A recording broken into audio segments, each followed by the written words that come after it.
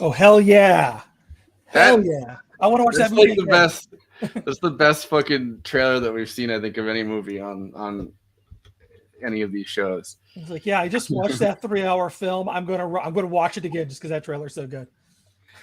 And it also kind of feels like you could just watch the trailer and be like, "Oh, I get this," but no, I mean, like the themes are very deep and stuff, but like the action of it, right? Like the action is the 2 minutes of like a distilled version of what you see over the course of 3 hours, which is kind of fascinating.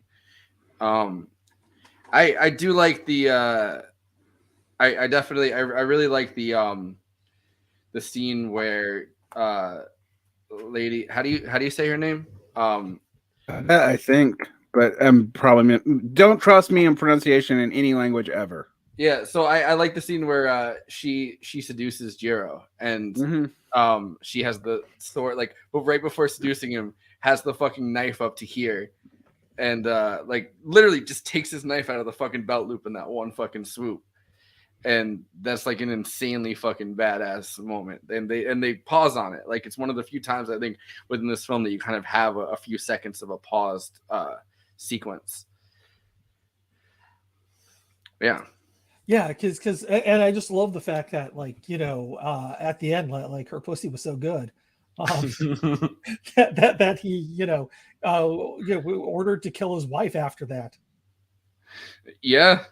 I think one kind of fascinating thing is that nobody within this movie really understands that she has her own grievances. Like that doesn't like Kurosabi, right? Who's the vassal within this movie, right? Like your kid just heard you say pussy's so good and didn't hear the rest of the context.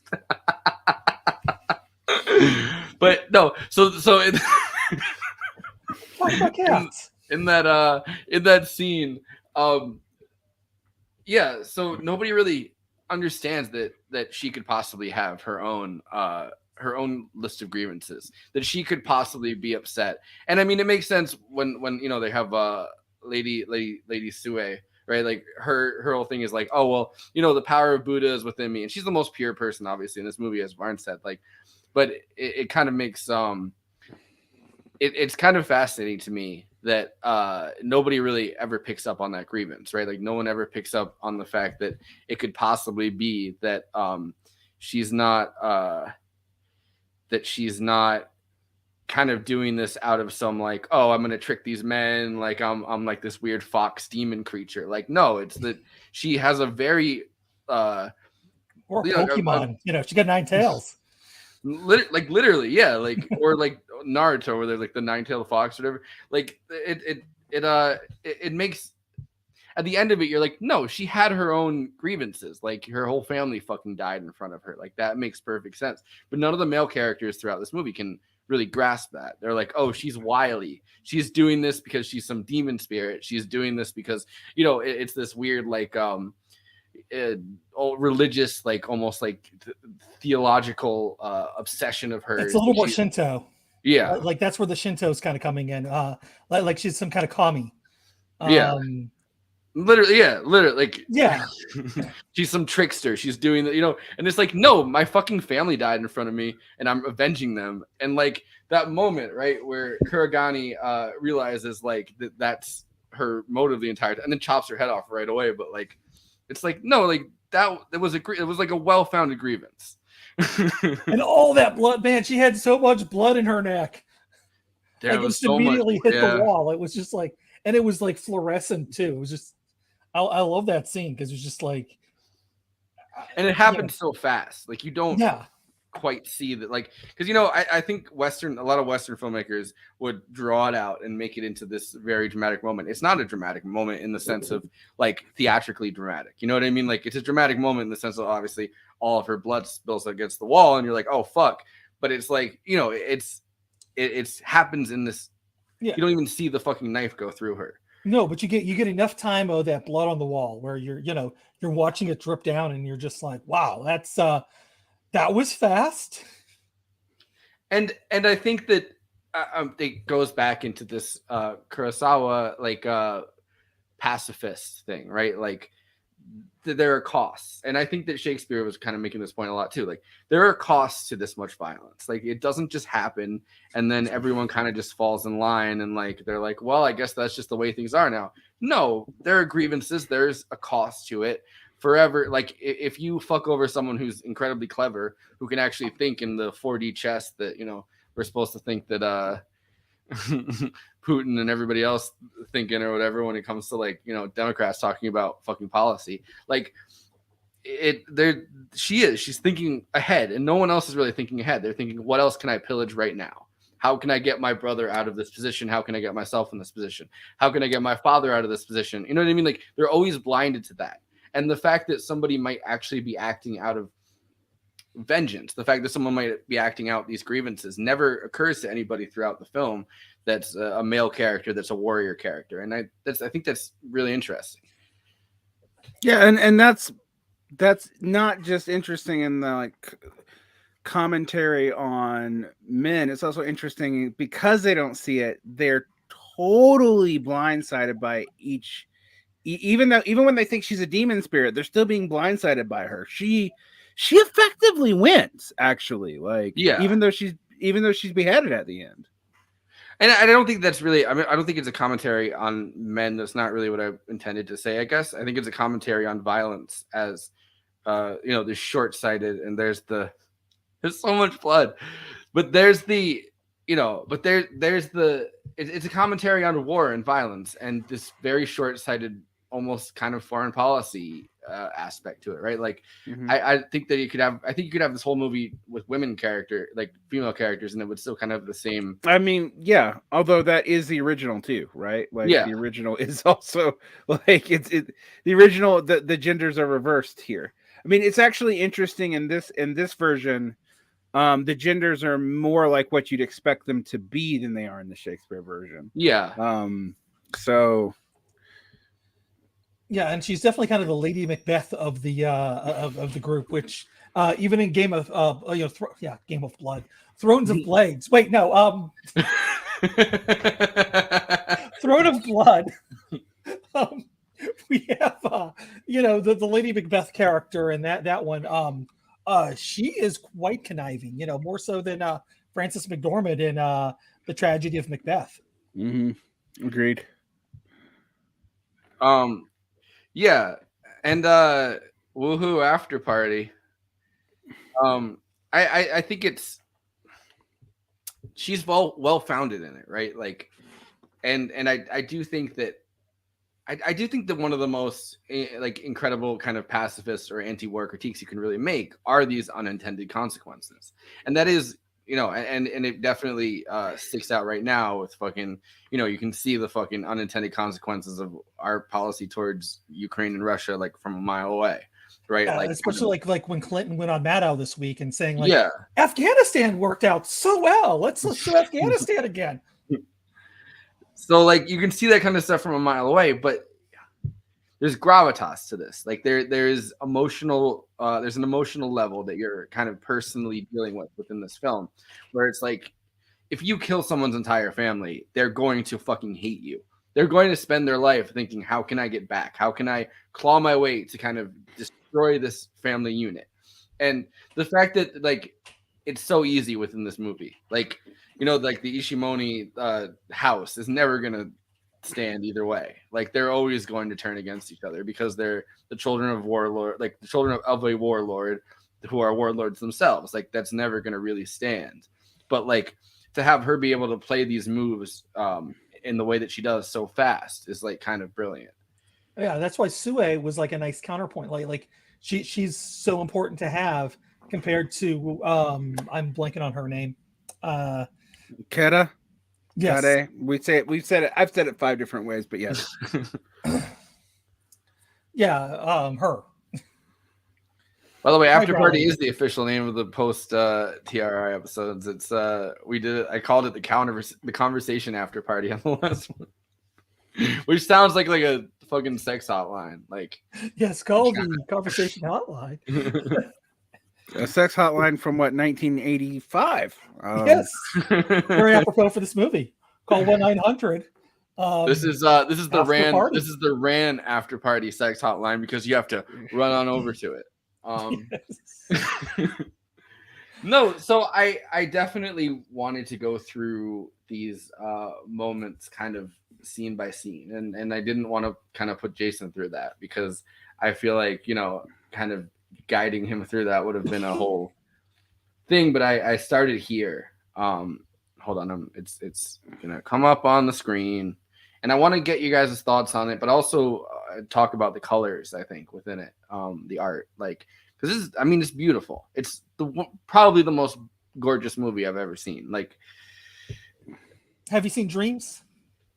Dreams is also gorgeous, and Andre Yeah, I've Rublev not- is gorgeous. But I've yeah, not actually seen Dreams, but like I have been wanting to for forever, because it is absolutely incredible. Everything I've seen from it. So, I've had dreams. They all involve falling. what dreams may come. Different movie. Has nothing to do with Kurosawa. does But have yeah, a lot to I do with Shakespeare. But all right, we Not the started movie, the phrase. we started here. Only in dreams. Anyway, we started here talking through it, and I definitely want to talk about the primary colors. I want to get both of your take, I guess, on the white, right? Because white is used throughout this movie, and as Varna said, has a different. there's a context. reason why all anime villains have white hair. Like, it's not because they're old. Finish over Sephiroth. White Your white Final Fantasy white head is a color of mourning in Japan and in Korea, actually. So there's also a color of purity, but there's both things are there. I think it's interesting that yellow actually represents pretty much the same thing it represents in the West, believe it or not, like decay and whatnot too. So treachery. yeah, treachery. That's very specific to Western. I had to make a note of that because like that's not entirely, Yeah, entirely- we don't associate it with treachery. We associate it with decay and disease and with insanity. But And with bees, yes, and and the K High. who are treacherous. They are those treacherous. damn treacherous bees. Okay, let's actually. No, but you know, it is interesting, right? Because I did wonder about what each color represents, and like it's interesting to talk through it. And And the I think treachery they is said that this story is set in the West, Western Japan. I might be wrong by that one, so don't take me at my word. But I think at one point they did say they were in the West. yeah. I just heard. I Planes. know 700 hours of this movie is a lot. So I heard in West Philadelphia, born and raised. On the playground is where I spent most of my days. Anyway, yeah, those guys were wearing yellow, so Will Smith knew he was in trouble. No, but like it is fascinating from the very beginning of this, and you don't really get a story for the first 10 minutes of it, right? Like at all. Like you get a wild boar hunt, which it seems like good old time, but you get a wild boar hunt and you get everybody kind of sitting down, and very quickly you realize that number one, and I'm gonna probably butcher their names, but you have Fujimaki and you have Iabi. I pronounced that like a fucking Spanish name, but you have the two of them, right? Pretty much saying that they've fought sword to sword with with Hidetora, presumably for territory for decades, and this is kind of them. They're being deferential because he's obviously taken over as the Great Lord, but like they're not vassals. They are people with territory that he's trying to kind of satiate, so that this doesn't become a war down the line again, right? Like these are other lands, kind of, or other territories that that he's kind of trying to make some kind of truce with. So which makes sense why, because throughout the even in the very beginning, they're like, oh well, don't like I think I don't remember which one it is. I think it's Fujimaki who becomes his father-in-law. But it kind of says like, oh, this isn't just me trying to plot for these lands. And they've mentioned it throughout the movie at other times too. Like, this might be their play for territory, is that if they can turn everybody in this family against each other, which happens very easily. There's no, despite the fact that throughout this movie, people are like, oh no, like you can turn this family against each other really easily. They're like, oh, we're not going to turn against each other. Don't worry. Yeah. What's interesting is the play here to like turn them against each other and also vie over the youngest warlord with the two daughters doesn't work at all. Like, it just doesn't work, period. But it's still like, you didn't need that, really, right? Like, they're gonna do it anyway. What now? We said that the good the quote good person in this movie is Sue. Not Sue. The good Lord. The good Lord. Now Sabaru's the good son. The good Lord who takes him in because he stands up to his father. Yeah, which the good Lord that is in white. The Sukamake. Yeah, Sukamake, and he's in white, but he's actually in white and something else. Looking at it here, it's white and like light green. Yeah, but his colors on his banner was white and black. Right. And I do have white with black, I should say. For like further into this, I do definitely have like screenshots that I took of that part of the film.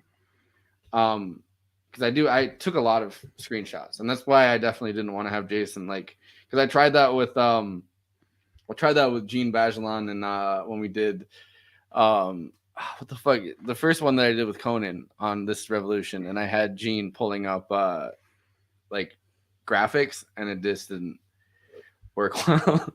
So I was like, I'll save it for this part of it. But yeah, I think from the very beginning, right, you get these bright primary colors.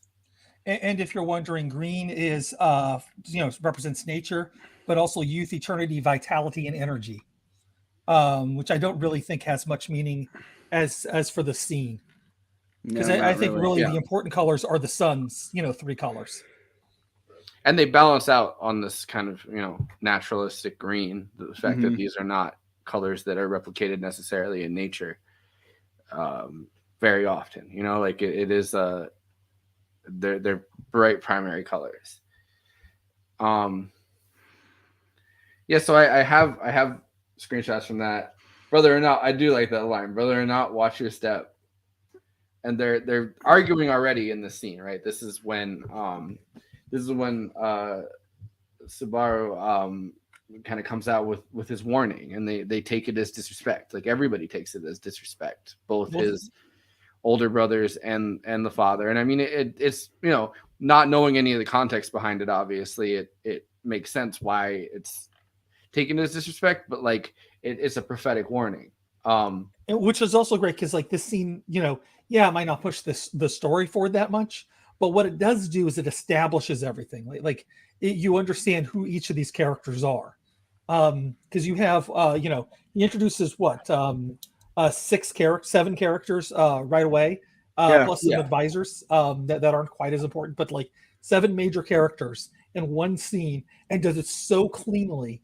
It doesn't push the story forward, but like you need this to get to follow the rest of the movie. Well, it pushes the story forward in the sense that Subaru is obviously banished, right? And so you get that, and it sets up the story, but it also really does this amazing character study that really helps you understand the rest of the film, and the use of those primary colors helps you also understand like who's who. And he too. does it in a cleaner sense. I think that Shakespeare kind of does these kinds of things, right? Like Shakespeare obviously kind of gives you a lot at the beginning of all of the plays, at least that I've read that he's done. Like he gives you excessive amounts of information, which makes sense. But like this kind of does it very cleanly. You kind of understand who these characters are in a very small amount of lines, I'd say, and it's hard to work 7 characters, I think, into dialogue. Like Yeah. And show don't tell, which is the other thing. Like Shakespeare does a lot of telling because he doesn't have the budget to show you on stage what's actually going on. broke ass Shakespeare. You Yeah. heard it here, folks. Doesn't have the budget, and as it can't be done. I actually think that's why this is my favorite version of King Lear, because the battles actually are visible. Yeah. And it's extremely hard to show battles in a play. They get so embarrassing sometimes. You have people running up to each other with fucking cardboard swords. You're like, I don't feel any type of way about this. These are cardboard. We had real swords when I did Shakespeare in college. And that's why there were massive amounts of deaths at your school. Absolutely, yeah. No, I swear I decapitated somebody and yelled, "There could be only one." So I got away with it. But yeah, I mean, I think also truth, right? Truth is not something that's pretty a lot of times. Like truth, like you're not really, when it comes to kind of telling the truth in one of these situations, like you need to hear it. It's prophetic, but at the same time, like it doesn't fall within that Confucian dynastic relationship, right? Like speaking out against your father, who is clearly going senile, and even in this first scene, is kind of just like, oh, I've passed out in this field before giving the information, like before reading out my will, pretty much, like it comes off, I think, within that scene as disrespectful, but he kind of gets the layout of things faster than everybody else, who's just kind of trying to vie for their place within the territory. And again, the use of blue for him, which again, like I said, means field. It means other things too, but I latched onto it because that actually really suits the character very well. Yeah. See, because that's the one that, I mean, I don't know anything about Japanese color theory, so that video was kind of my first experience with it. So yeah, explain that, like different cultures have different meanings for colors too. It's even in Mexico, like there are some differences in color theory that goes on. So, and I can't remember what it is off the top of my head. I think some of it is like wearing black for weddings or something like that, or maybe it's white for funerals. Again, like I think it's white for funerals. Yeah, something like that. I don't remember off the top of my head because I think it's white. I think it's white as a color of death, whereas we treat black. Because I actually have taken classes where they've talked about that. But the bottom line is like different cultures have different meanings of color. There's a lot of universal things like green nature. I mean, come on, there's no place where there's blue grass except for Kentucky, and nobody counts on them. Sorry, Kentucky. No, in Japan, because there was no word for greed. But anyway, right. This is I guess this is skipping ahead to when he's given Taro the kingdom, and the first kind of clash between Hidemura's troops and Taro's in this moment, right? But this kind of copies the poster, the same kind of blood, like the shape that the blood takes. Like it's not, I don't know in real life, like when blood looks like the ghost from Pac-Man, like. Well, you got to bleed right. Only in comic books, but and then just the shade too. I mean, that's like Dawn of the Dead red too, which is great. Yeah, and I mean, I think that you would have to do this movie stylized. Like, I think showing the visceral violence within this entire film, if you didn't do it within this kind of artistic stylized framework, would be traumatic for a viewer. It also stands out so wonderfully because like the background is so monochromatic. And then you have everybody's wearing very dulled colors, so that bright red really draws your eye to it, and that's what you want to be focusing on is the death there. Yeah. And that's one of the strengths of how Kurosawa uses color too. It's he uses it to bring your eye on things. So like in that scene, you're looking right in the middle at that red, and because that's the most important part at that moment. Yeah. So yeah, I this is the next scene. I love that comic songs can go too far because I was thinking about Weird Al, and I was like, every time Weird Al doesn't get accepted for a song he's doing, like a parody, it's like comic songs can go too far. But that's why I made the Weird Al reference in the other show. but again, you can see the red draws your eye to her, where she kind of stands out in the room, because she also says, this is the room where my parents died. My mother died right over there, or something like that. Yeah, and she gives you the rundown very early on. Like it's not something that it's not something you're reaching for, right? Like it's not a conclusion that at the end of the movie you're like, no, I don't know why she has turned everybody against each other. Like as soon as you meet her, like one of the first, like somebody exits the scene after the whole thing about the banner, and she very quickly says, or it might be in this scene. I'm trying to find where I wrote it down. I was born and raised in this castle. It belongs to my father. I left it to marry you. My father and brothers, after the marriage, relaxed their vigilance. Hidetora murdered them. Now I'm back in my family castle. How I have longed for this day. Right there, my mother took her own life and points. Yeah, no, this is before this scene, because that was when they were inviting the father to this meeting. I wrote it down as right after this scene, but I don't know. Either way, it was before, but whatever. Doesn't matter. I might not have wrote it's a 40-hour movie. It gets longer every single time I say it. No, so I think it's interesting, right? Like her grievances, her issues from the very beginning, and it does. A couple scenes later, if my chronology is right, which it might not be, and I'm sure it's probably not, but like. When he finally goes, Hidetora kind of is torturing Lady Sue, right? Like, and very, very quickly, kind of, she's meditating up on the wall, and he shows up, and hold on, I wrote these quotes down, and I have fucking 11 pages of notes, so I'm trying to go through these pages of notes. Out of order. Which that scene too was beautifully shot at sunset and like one long take. So he says, "Let me look at you. Still the same sad face. When I see you, it breaks my heart. It's worse when you smile. I burned down your castle.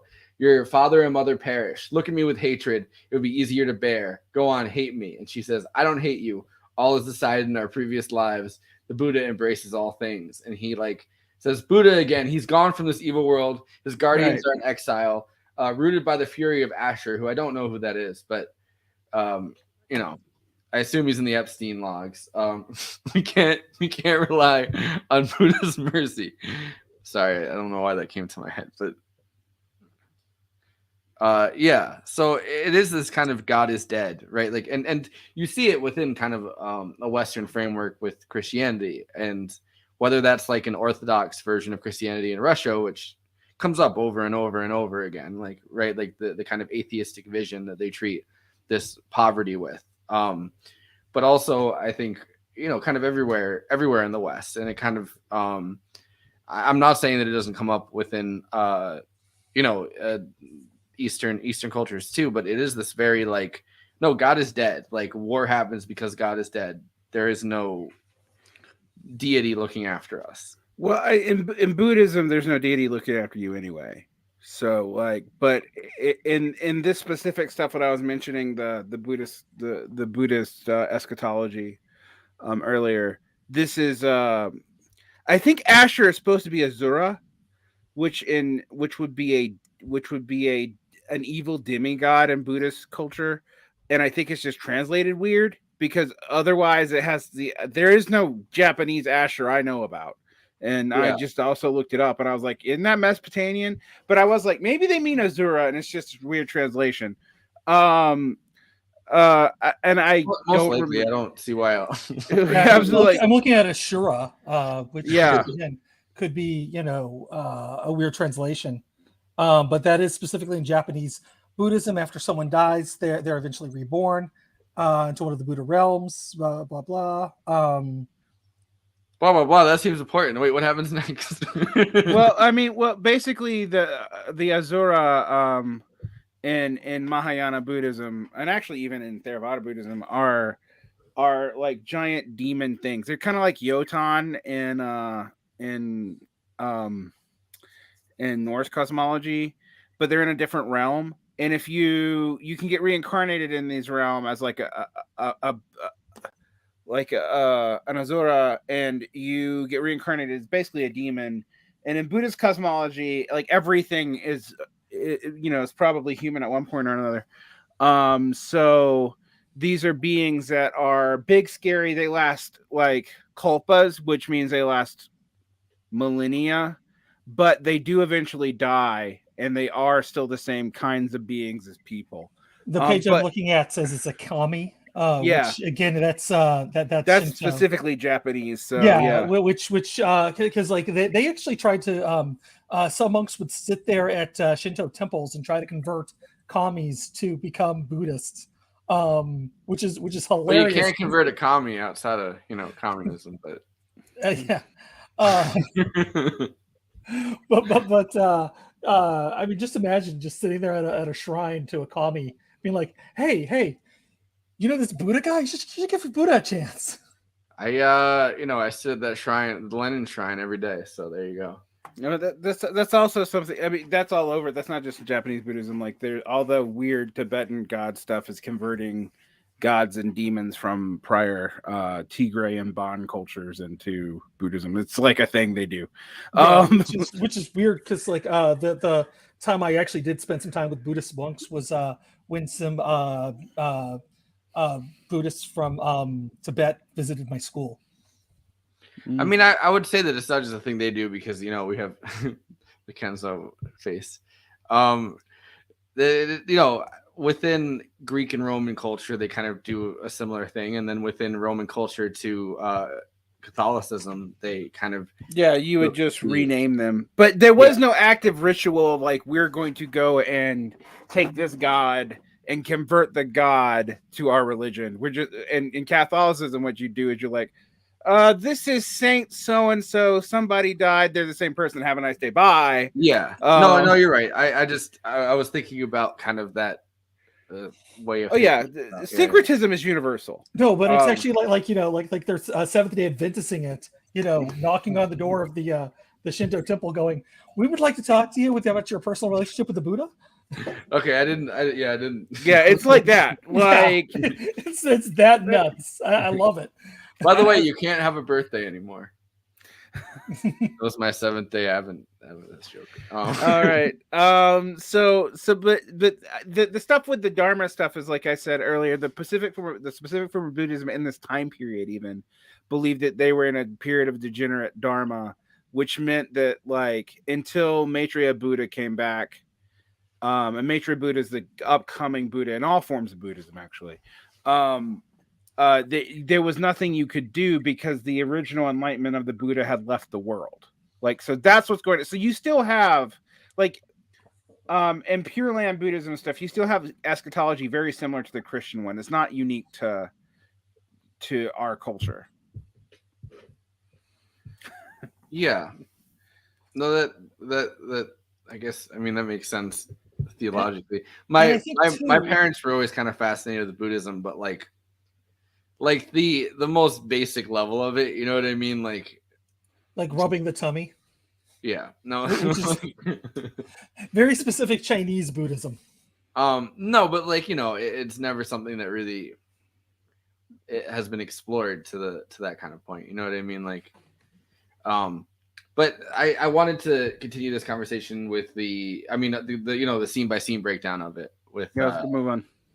With the, I mean, we talked about this already, but it's he's kind of torturing her within this and I think very quickly you realize that everyone that's kind of involved within this whole I guess, empire, territory, whatever you really want to call it, because I don't think there's a overlying. I mean, it's a feudal society, right? Like it's a Yeah, medieval it's a society. kingdom. It's of some sort. Yeah.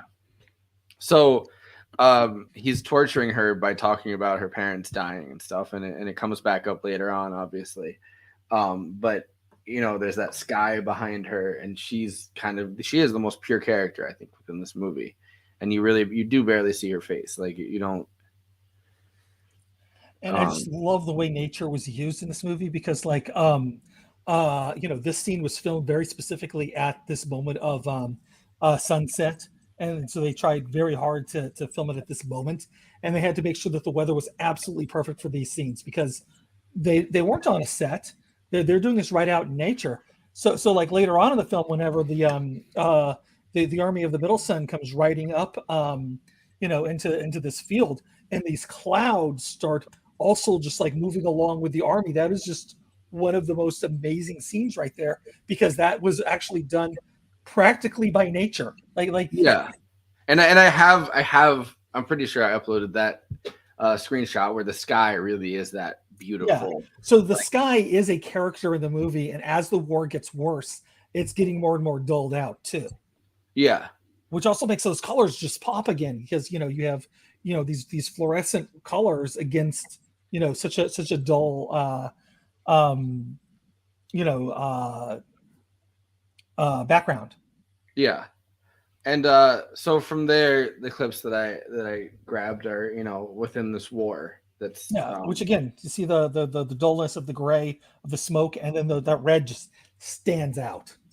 Yeah, no, for sure, and understanding that, I mean, it is already here, like in American and Western culture too, like the red meaning violence, but it does make perfect sense that Gyro's color, his flag, his entire army is bathed in red. So it's also emotion, anger, embarrassment, that kind of stuff as well, which makes sense, like blushing or get red with anger. So, again, emotion is a very good way to describe him because he is the more base of the characters.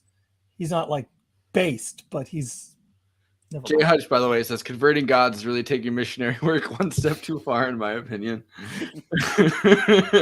He gets it.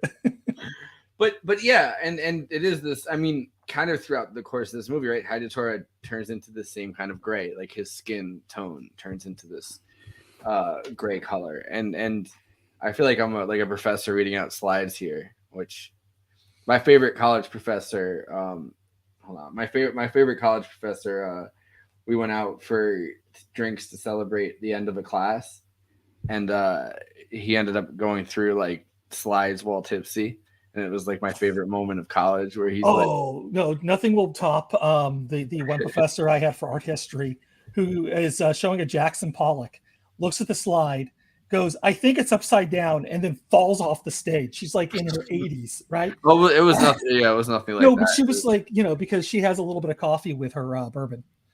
She was fine. But yeah, it's this color, right? This red, this blood red, and it matches the gray and the red that you see on these bodies throughout it. And you kind of forget that in the 1600s throughout Asia, gunpowder was spreading, and it's like you have these like arrows that are shot with gunpowder in the center of them, like the crossbows, you know what I mean? Like, which kind of also makes for a very brilliant and I don't necessarily think that that's chronologically fully correct, but like necessarily, I don't know for a fact, but like it is interesting that it is kind of, you're not just getting hit with an arrow, you're getting hit with an arrow and gunpowder, and which allows it to be that same brilliant red when you get shot throughout the scene. And I found it, I am someone that I really like dialogue. I don't necessarily really love action scenes, right? Like sometimes I tune out. So I watched this 3 times, and each time kind of noticed something completely different. I'm someone that kind of, because I've, this is like the Marvel generation, the Marvel moment, I guess. It's so easy to just tune out like these large action scenes because there's just so many of them, I always appreciate a good action set piece, and I think this certainly does it very well. I wouldn't call it a set piece like where Jackie Chan's like on bamboo poles fighting people or whatever, which Marvel also ripped off, by the way. Like I do appreciate like a really well choreographed, well filmed sword fight. Yeah. And I'll be honest, this movie does not actually have that because it's about the chaos of war. But those moments are silent with just the score playing. And these moments, right? Each one of them, you can screen grab it. And I know that in 1985 they're not thinking about that, but like you can screen grab each moment, and it's like a painting, like which kind of makes it fascinating. Like frame by frame, you can grab each one of these moments, and which just shows you how great those paintings were that they were using as storyboards. Yeah, Barney, got any thoughts about this? It's part of it. It's interesting how the contrast does with the banners and like what the specific banners being used here. I also agree with you that I've watched this movie a bunch of times, and the action scenes in this can just become like this. By the way, is Taro as he gets shot. It took me until tonight to pinpoint that moment. I mean, but it's interesting because like it's hard to imagine scenes this big in a lot of our movies now. Even though we have all these epic movies, we all know that most of those scenes are CGI. It's like the same extra like and this is not that at all. Like, yeah, no, for sure it's not. So, but in that sense, it also is like it like I did find like after I've watched this 20 times, parts of this movie, I'm just like, oh, that's really beautiful, fade into the background because it's not moving. Like there's a whole lot of this movie doesn't move plot. Like it does move mood, which is kind of important, because it does set mood and there's a war going on. My mood is completely changed. but I do, if I remember correctly, this was like the biggest filmed war scene ever made until Stargate. It's weird that Stargate's really doing this, but they have more extras in Stargate, and I think that got topped shortly after by dude, we're about to hit episode 68. You're really gonna try to drag it into 68 episodes of a podcast? I don't, honestly, if Conan was here, I would have done it sooner. Yeah. A Stargate reference? Yes. No, so and this is the moment that the first time I watched it, watching through this whole thing, right? Like it is easy to kind of tune out the action sequences, but this is the like his walk through these two armies, and they decapitate no pun intended, I guess, Taro's guard of this whole thing, right? Very early. And it took me until the third time watching it to like pay attention enough, I guess. The Adderall kicked in and I was like, oh, that's the moment. But like, seeing this kind of army, the Taro's army, which is bathed in yellow, it is the treachery army, right? And I think that does work incredibly well because, he's kind of doing this Confucian treachery, I guess, that he's, they show up to kind of fuck up the dad. And then Jiro's army shows up to decapitate their army. So it's like an interesting dynamic of these two armies that are like, dude, you guys could have just, figured out a way to rule this together, but whatever. I guess war is pointless. But so the white that he wears and walking through, and the red pants too, but like the kind of dynamic of the two that kind of and obviously they're in the process of graying him and doing he's graying, but he doesn't look like zombie-esque or also completely insane yet. But also you're right, notice he's even got a little bit of yellow on him. Like all the colors that are in that field except for the black of the dirt are on him. It's it's a crazy shot, and then they really stop everything, right? Like he walks through the castle, he walks through the armies, he walks out, and it's kind of this moment where Kurosagi is like, are you sure you don't want to like kill him now? Pretty much, you know what I mean? Like you're gonna, they're watching him do this, and everything has to pause in that, and the dirt that he's even walking under has taken this black, which makes everything else pop within this entire scene. Well, so, she's almost like a crying baby in Children of Men. Yeah. So it makes it kind of a fascinating moment in time. Stu Barnes adjusting his camera. Oh, there he is. I had to grab another drink because I've been talking for 14 hours straight. Yeah, I'm gonna try. I mean, we can go through this. No, It's we can hard to keep go- going. I got it. I got drink. I can talk. All right, I'm looking through what I grabbed for. Oh, that's so pretty. Like what I love about this movie is you can like screenshot almost anything and it's like perfect. Like Yeah, I tried to keep it to certain things that I wanted to. I mean, here's this It's like happens right after the This battle. and right? Legend are the two movies that are like that.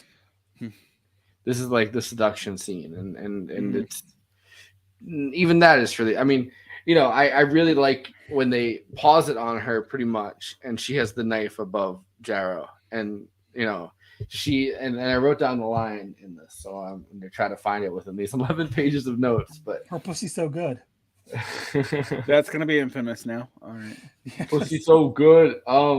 No, so within the scene, and I think during this time period it kind of becomes Shakespearean, and I do want to talk about that. But within this, right, like it's after he's wearing the brother's armor, which I is symbolic, right? Like the armor in this, the banner, all of this is symbolic. Mhm. And he gives it to her, and then she says to him, like, very quickly, I don't care about Taro's death. What concerns me is my own future. I will not be a widow with her hair cropped or a nun with her hair shaved. This castle is my father's. Which she tells you again, this castle is my father's. Like you're reinforced with that point that like, oh, this is someone that straight up has grievances. Like For someone maybe- who's supposed to be an evil fox, she's pretty damn direct. yeah. And consider my request well. I will say nothing of your abominable crimes. I will not reproach you. I will say nothing against you. Knowing that he was the one that killed his own brother, which I guess is something you have to keep secret within this kingdom. Even though the few people that would like care about that are already kind of brought into the fold.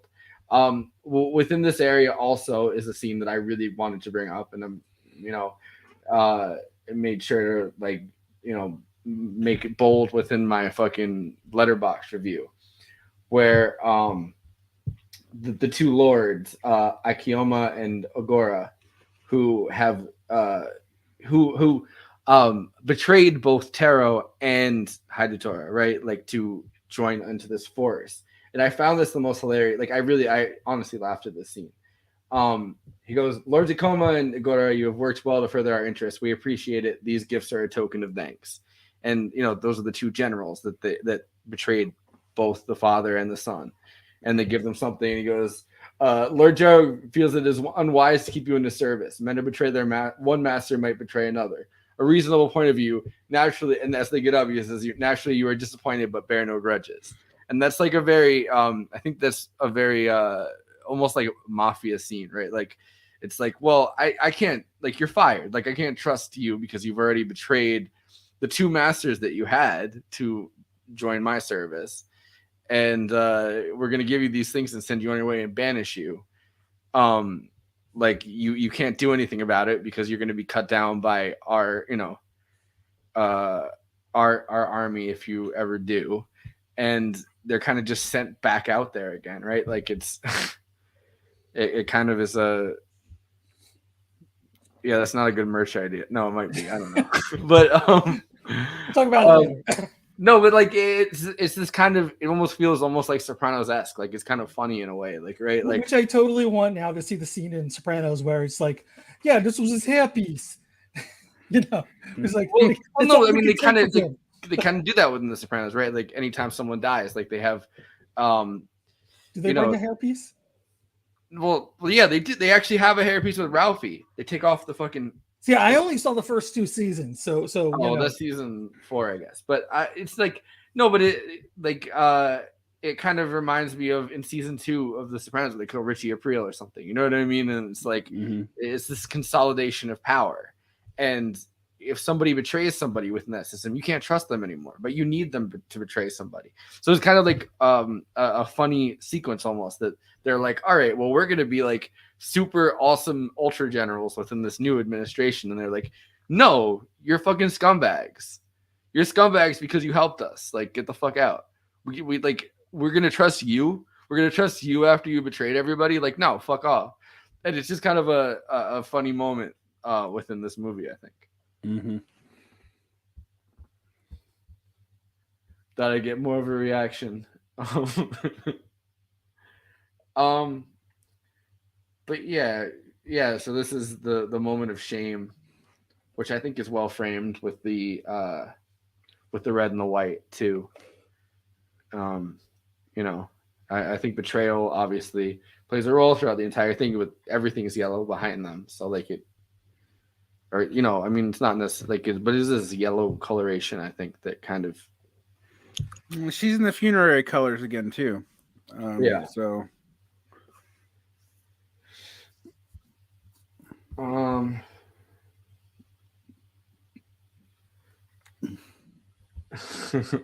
Now we get crazy zombie.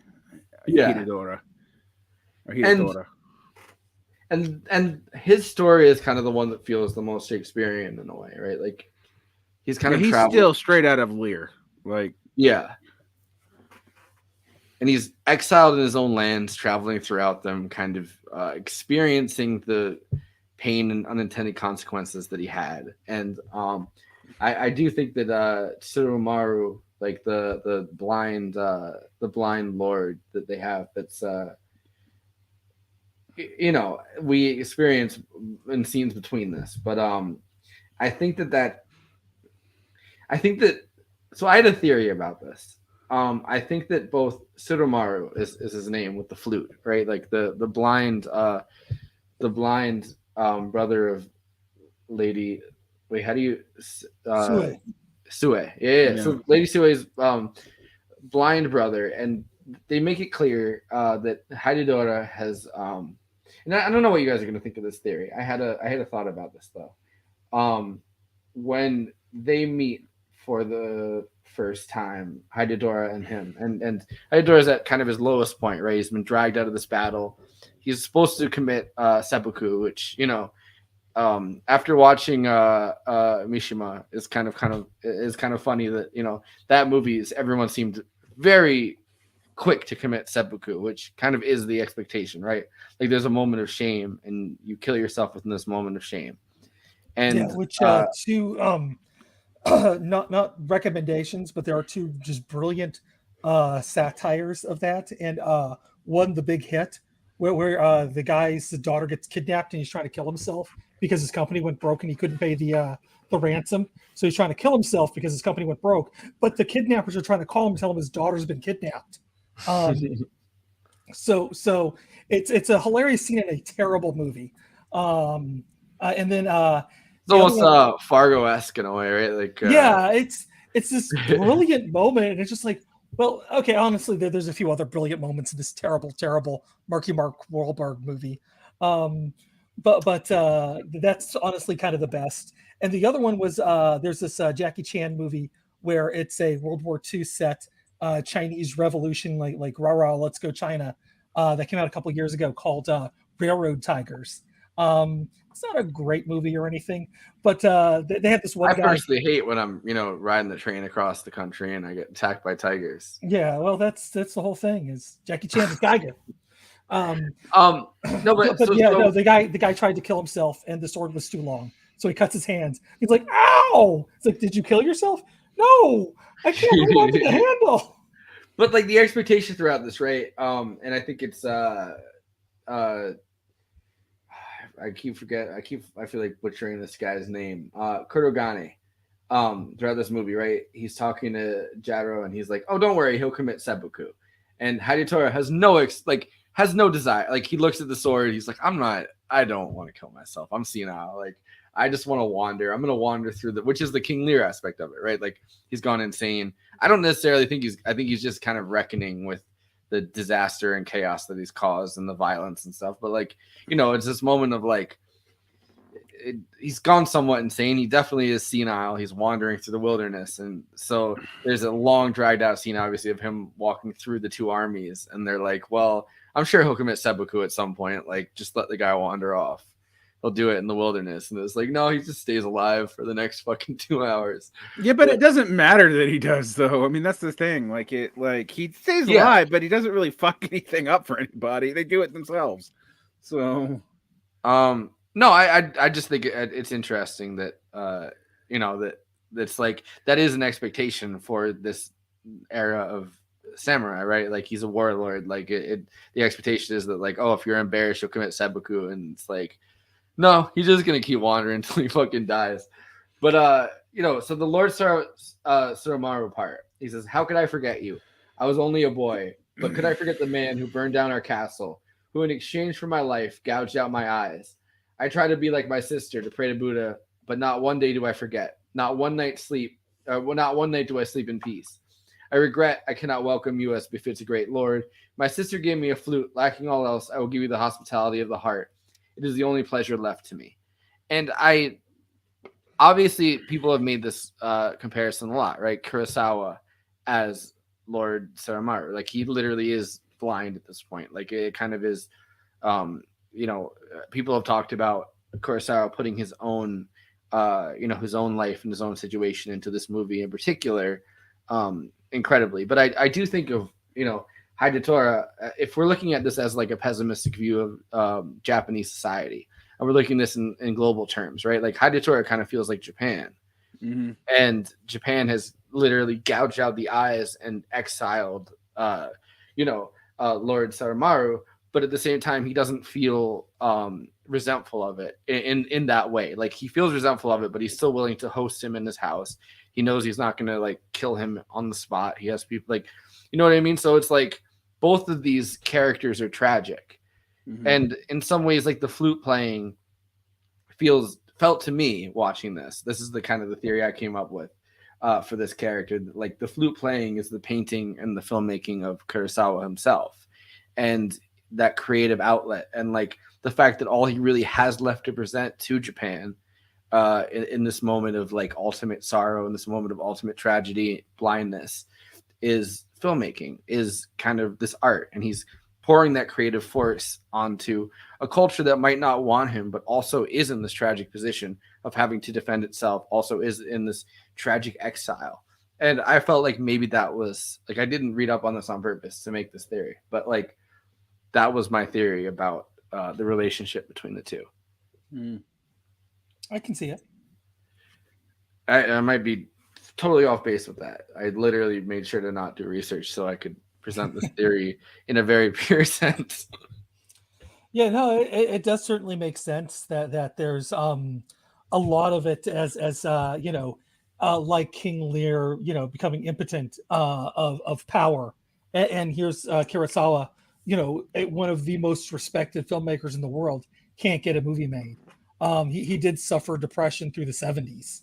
And he was still kind of suffering depression at this point. Like, the movie finally got made, but like it took a lot, and it took like this movie took like what 10 years or more. No, he started thinking of the movie in the early 70s or late 60s even. Like, it was a decade. It was a decade of painting that for the storyboard. So I'm sure he thought about it before that. I guess going through a further point of this, this is when Sabara finally finds him, and he still has this, the blue of fealty on him, which is kind of fascinating. And his father is kind of at this moment of like ultimate insanity.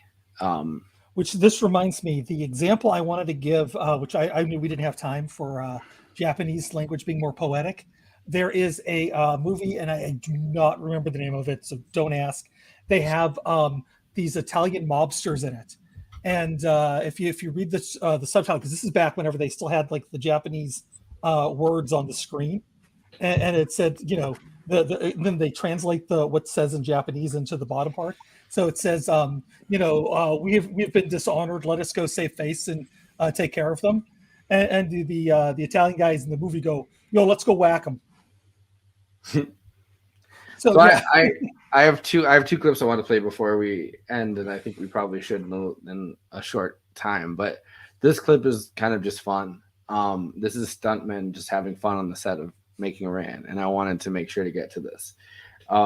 This is literally just something I found online. I was looking up videos of Kurosawa's process in this, and there weren't very many. And then all of a sudden, which happens a lot, like you get done looking through something, and then all of a sudden, like YouTube is like, "What about this?" And it's exactly what you were looking for. The algorithm's amazing sometimes. Yeah. So this the algorithm's is a bitch, but yeah. this is and I'm gonna pee while I show you guys this. Oh, thank you for telling us. Yeah, but We needed to know that. Right here on myself. No. So this is just stuntmen having fun on the set, and I.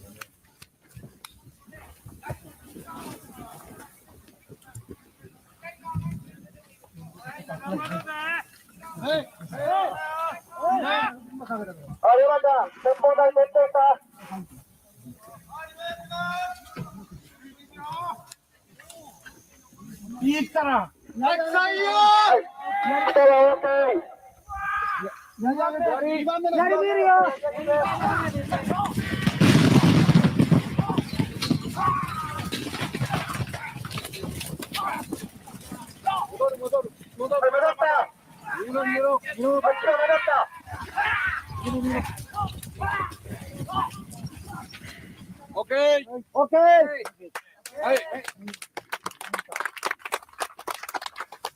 じゃあ、あと加藤君だけだ。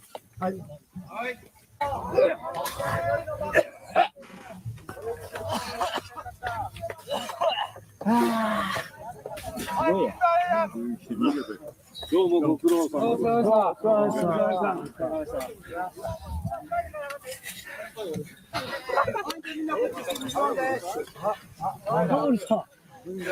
あ、どうもすみません。お疲れ様でした。かなり白熱した意味。どうしたの？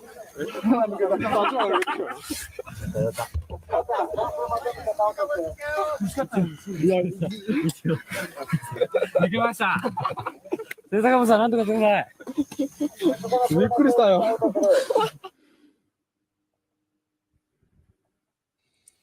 Oh, my tooth. No, one of the things I found fascinating is Kurosawa just wandering through the set as if he is Heidi Tora. Like he's clearly blind and everyone's kind of just out of his way, and he's like, "Hey." Did you see the he won an Oscar, like an honorary Tyler Perry Oscar in like 1990, I think it was, presented by Lucas and I forget the other guy who was up there, but Francis Ford Coppola, I think. But anyways, he gets this honorary Oscar, and the producers of Mishima. Yeah, and he's asked to turn to the screen where they're going to have this message to him where it's delivered to Japan. I couldn't read it because I didn't bother blowing up the image to actually read it off the screen, but they subtitled it for the audience at the Oscars. And like he's just turning all the wrong directions, and like George Lucas is like trying to position him in the right spot. It's like the John Travolta Pulp Fiction, Pretty much. GIF with it. But it's like a little Japanese guy instead. Yeah. So I don't know. I found that interesting. This is the last clip I want to play, and then we can close up on this. But this is. Do we do final thoughts on this? Yeah, we do final thoughts on. Okay, I didn't know. Final thoughts. You know, pussy's so good. So this is a clip that I found from. Hold on. This is the clip I found from a Criterion documentary that his daughter did about his work, and this is a little bit about his storyboarding process. So this is the last clip I want to play.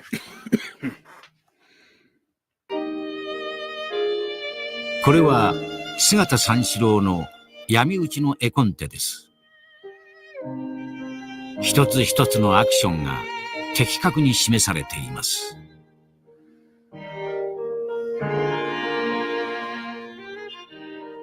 黒澤明が青年時代に画家を目指していたことは広く知られています。蘭のイメージコンテは溢れかえる色彩で描かれました。魔術的な色彩美が映画に要求されたのです。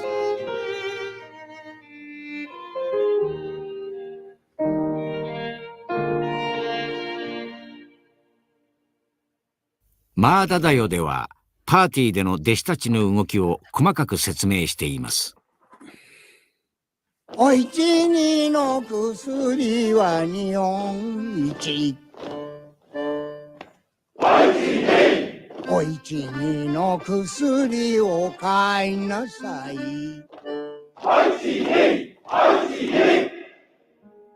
黒沢は言っています。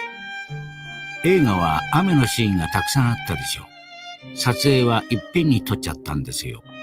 ワンカットで撮れるようになるまでいろいろ考えて、そのためにいろいろなアングルから全部描いているわけです。この家の裏から撮っているアングルも結局はいっぺんに撮っちゃった。要するにコンテというのはなぜ描いているかというと、こういう感じというのをスタッフに教えると同時に、描くということは何でも自分が具体的に分かってないと描けないものですよね。例えば建物がどういう建物で、どこに何が置いてあって何を着ててというのが、それが演出する上でもとても勉強になるんでやってるんですがね。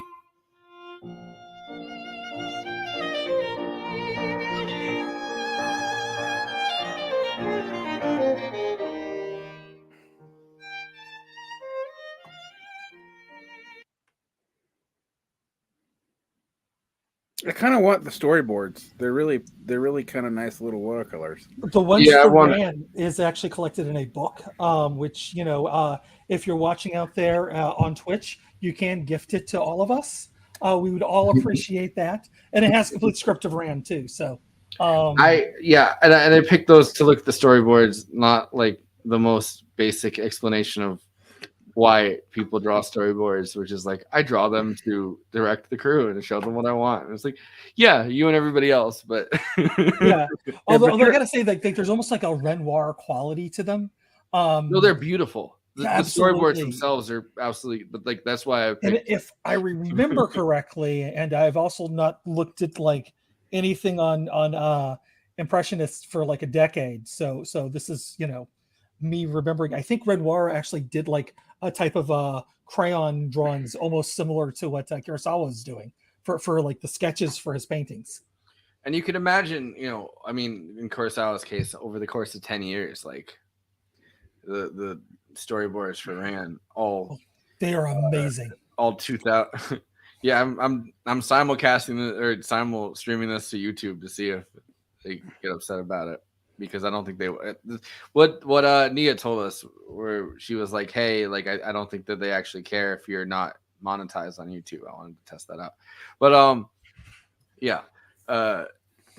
Starting with Varn, I guess I'm gonna get some final thoughts. I don't want to keep Varn up too late because he's been doing so much today, and I'm definitely listening to the stream you do with Kuba after this, because All 12 hours of it. There's only 2, but I have another one coming. Anyway, I just have felt really like it's really hard to know what's actually happening in Ukraine right now. So like having Right. Kuba and having Daniel Bessner, who is going to take a break, by the way, from Ukraine coverage, and in a week is going to be on Movie Night Extravaganza. But yeah, I have Alex Gimler on tomorrow too, and then I'm there are some Russian and Ukrainian friends I have that I've talked about maybe having on, but I'm more concerned about their situation. So Rachel Atwood, who she just evacuated from Ukraine. So I was talking to her on Facebook earlier to see if she was good. She made it to Poland though. So if you're in Poland, you're pretty safe right now. So my thoughts on this movie is that I like it more every time I see it, and I've seen it a lot. It's my favorite Kurosawa movie. I like Kurosawa movies in general. I think this one's it is in some ways the least humanistic, but it's also one that is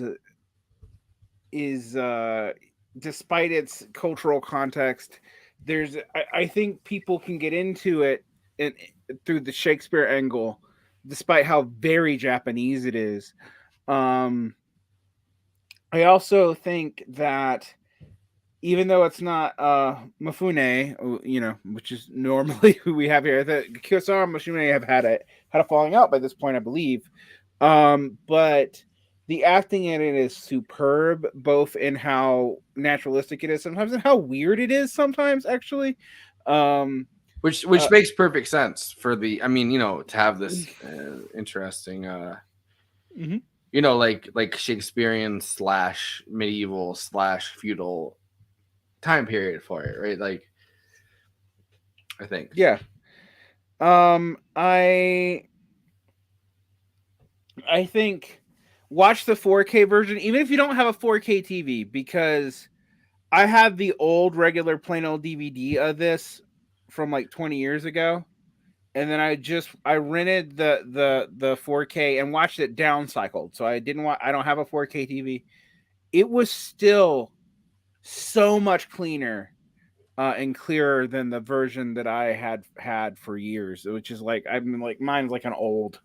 Yeah, and I'll co-sign that in terms of I haven't set up my TV. Like, I've been back I don't know why I haven't, but I've been back in my mom's for like 6 months. I haven't set up my flat screen yet in that time, which is fucking weird. But I have my art screen, right? Like, I have my Asus Art Pro or whatever. I watched the 4K version of it, clear as crystal. It's not a 4K screen, but it's a 1080 screen, and it's pretty big, and like it came through, and the colors were vibrant. And I mean, not just because it's a screen that's meant to do art, like it. Yeah, like my normal basic bay 1080, it looked stunning on it. So watch it. I mean, I would have killed to see this in the theaters. I'm too even old me am too young to have seen this in the theaters, but I don't know if it's still the case, but I fucking hate Amazon, but Amazon Prime had it for 99 cents. I don't know if that's still the case. But no, it's like $4 now, sadly. It was 2 days ago. It was crazy. I don't know. I must have jumped on a day-long sale. Jeff Bezos was like, listen. Well, I do feel like they randomly drop, like Amazon just randomly drops and jacks up prices for no reason and with no rhyme or reason. Because Jeff Bezos doesn't need money. That's what it is. He's like, yo, I'm gonna fuck with people and see if they react and see if America turns into chaos. He's like, guess what? The thing you liked yesterday that was $1 is $8 now. Are you gonna fucking? Is there gonna be a riot? I don't know. Let's find out. I mean, if we know that Facebook does weird ass social experiments like that, then why can't Amazon? Yes, the Rand riot of 2022.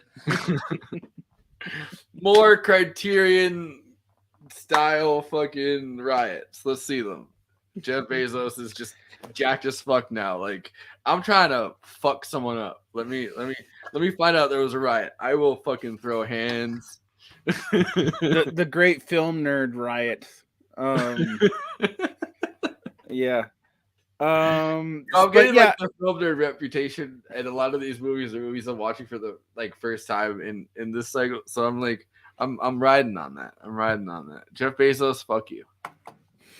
The one thing I'll say about this is that I think this movie right now is particularly poignant, but also feels particularly bleak in the current moment. But I think every time I watched this movie, it felt particularly bleak. The first time I watched it was right before 9/11. The second time was like right before the Afghan war. And then I think I come back to this movie every time something terrible happens, where I'm just like, there's no good in the world. There's always a war somewhere, though. You know what I mean? Like, Exactly. When's the last time that there hasn't been a fucking war? Like It's like that whole thing from Revelations. There's wars and 2000, I rumors of guess. wars, and I'm like, there's always wars and rumors of wars. When is there not wars and rumors of wars? And when is this movie not about wars and rumors of wars? Right. So yeah, so I would say that. So go in knowing that. The first half hour is rumors of wars in their 8-hour length. So I would say, yeah, I love this movie. I think it's one of the best. We talk about, you've had me on to talk about anti-war movies. I think this is also one of the anti-war movies that's actually successful. Yeah. And there aren't many. Like there's I don't know, actually, Grave of the Fireflies. Well, yeah, you're talking Miyazaki about film. Paths of Glory, right? Well, Paths of no, Glory. that's Studio Ghibli, not Miyazaki.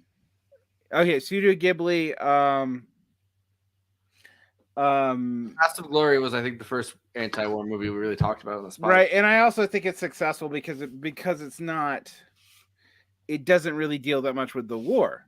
It's about something else, and even though it's an anti-war movie, and I think that well, it's about. I mean, in the same way that this was, like, not to interrupt you for the 50th fucking time, but it is about the futility of war in the sense of, like, the same way this movie kind of is, in Paths of Glory, it's kind of about like the chain of command and how that is kind of a futile system because all of these different things, like each person kind of pushes it down to the next bureaucratic level, I guess. This movie kind of is about the futility of, like, in the sense of, like, almost like the US is like Civil War, like brother fighting brother, like what does it really achieve? So I do think that there is an interesting corollary between those two movies because it's like in both cases it's kind of about the futility of the system. I mean, whether it's this samurai system where it's like your brother might be given a bigger piece of territory and then you have to, like, kind of be like, hey, guess what, I'm gonna kill my brother, or Paths of Glory where it's like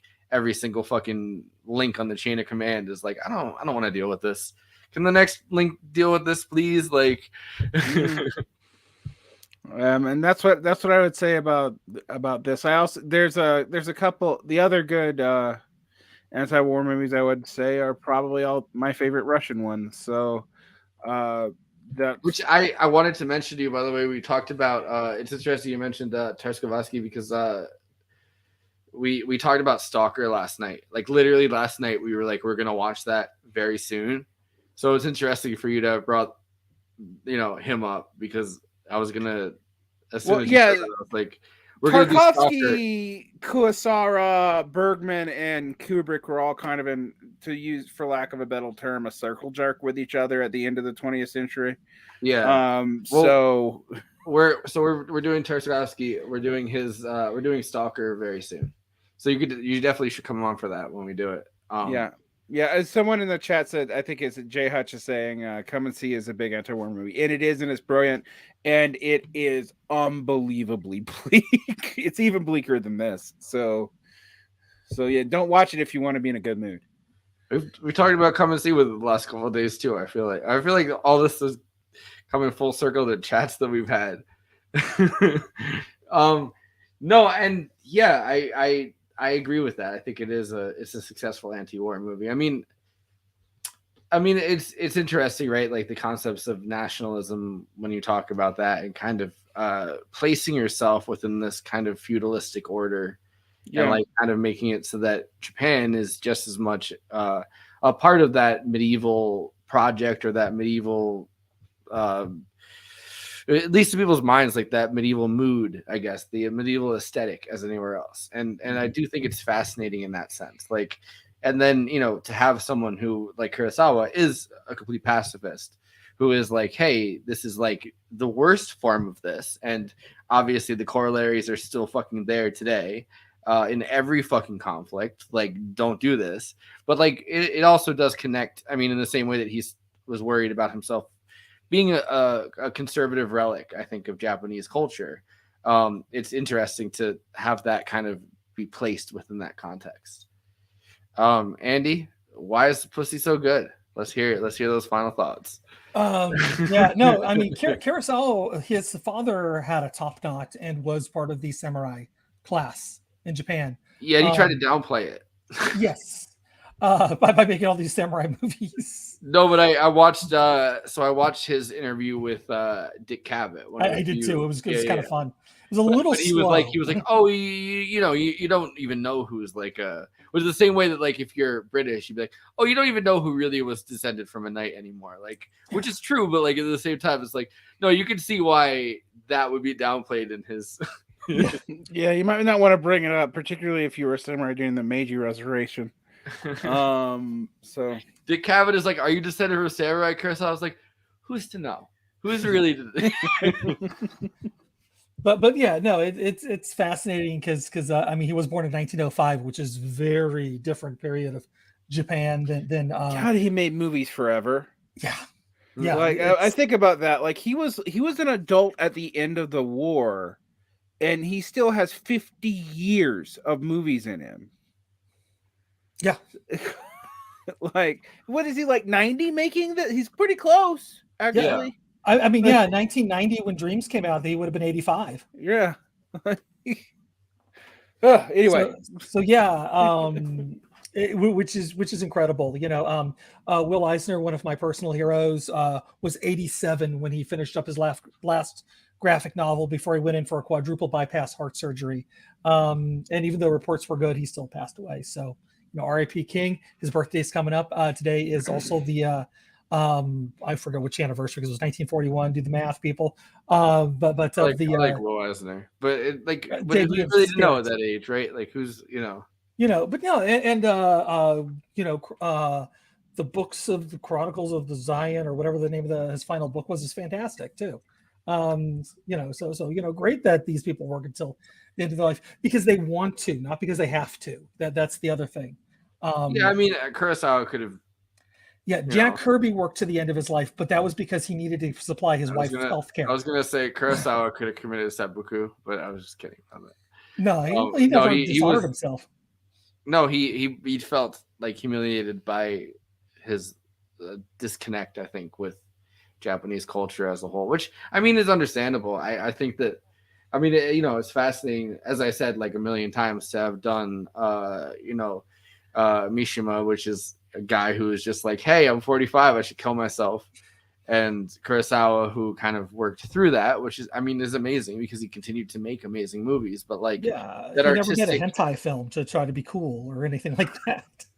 But like, no, but there is like that artistic moment of burnout, right? Like, yes. You're like, I don't know whether I can keep doing this. Like, I think maybe my moment is up. And the Japanese culture, as they say within this, like, at that moment, like, as a warrior or something, like you commit seppuku, like that kind of is you kill yourself kind of in a moment of shame, but also in a moment where you're kind of still in this. And it's like he has Hagitora kind of wandering the wilderness forever, and it's like it makes sense. It's like, well, why would you want to fucking kill your, like, in my, like, in a Western mind, like we keep going until every all of the McDonald's within our system has fully expended us. But Conan, do you have? Oh wait, Conan's not on this. Yeah, I think I'm gonna end it here, since we don't have letterbox one-liners because Conan's wandering through the wilderness right now. Thanks so much for joining this podcast. Varn Vlog, keeping up with the Ukraine-Russia conflict right now. I'm off from Sabbath Cypher this week.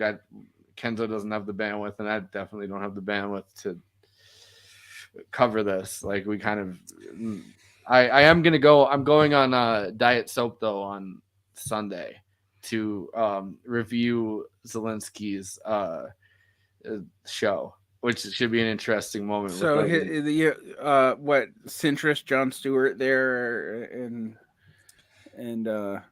it's a very, so I watched the first It's more episode. like Veep, right? It's not. Well, I watched the first episode. I don't know where it goes from here, but it is a very West Wing version, and not to reference them early on, but that's why I was talking about it earlier. It's a very if you just say the truth, he will be pushed to the corridors of power. In the first episode, I didn't see him reference Putin. I didn't see him reference Ukrainian society within this kind of incredibly, fragile moment. It just seems like he's like, oh, well, I told the truth and therefore the oligarchs let me get to the top. And it's kind of fascinating from that. And I don't know where it'll go from there, but I am going to watch too much of it. All right. Good night, everybody.